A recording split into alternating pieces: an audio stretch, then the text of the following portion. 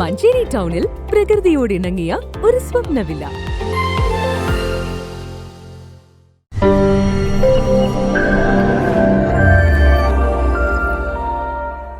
വേങ്ങര പുത്തൻപറമ്പിൽ വൻ തീപിടുത്തം. കോട്ടക്കൽ റോഡിലെ ഇരുനില കെട്ടിടത്തിന്റെ താഴെ നിലയിൽ പ്രവർത്തിക്കുന്ന PRG ട്രേഡിംഗ് എന്ന ബയോബിൻ വിതരണ സ്ഥാപനത്തിനും തൊട്ടടുത്ത VTI ഗ്രൂപ്പ് ഐസ്ക്രീം നിർമ്മാണ യൂണിറ്റിനുമാണ് തീ പിടിച്ചത്.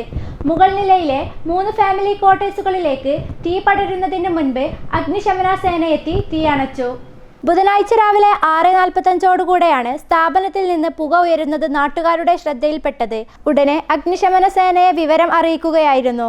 പുത്തൻപറമ്പ് സ്വദേശി ചാലിൽ അബൂബക്കറിന്റെ ഉടമസ്ഥതയിലുള്ളതാണ് കെട്ടിടം. പുത്തനങ്ങാടി സ്വദേശി പാറങ്ങോടത്ത് മുഹമ്മദ് റാഹിദ് നടത്തുന്ന PRG ട്രേഡിംഗ് കമ്പനിയിൽ സൂക്ഷിച്ചിരുന്ന ബയോബിൽ നിർമ്മാണത്തിനുള്ള 10,000-ൽ അധികം വിവിധ തരം ബക്കറ്റുകളും അനുബന്ധ നിർമ്മാണ സാമഗ്രികളും ബക്കറ്റിൽ ഹോൾ ഇടുന്ന മെഷീനും കത്തി നശിച്ചിട്ടുണ്ട്.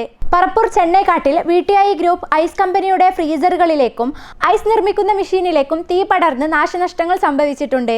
കെട്ടിടത്തിനും കാര്യമായ കേടുപാടുകൾ സംഭവിച്ചിട്ടുണ്ട്. അഗ്നിബാധയുടെ കാരണം അറിവായിട്ടില്ല. നാശനഷ്ടങ്ങൾ കണക്കാക്കി വരുന്നു. മലപ്പുറം നിലയത്തിൽ നിന്നും സ്റ്റേഷൻ ഓഫീസർ EK അബ്ദുൽ സാലിമിന്റെ നേതൃത്വത്തിൽ 2 യൂണിറ്റ് സേന സ്ഥലത്തെത്തിയാണ് അഗ്നിശമന പ്രവർത്തനങ്ങൾ നടത്തിയത്.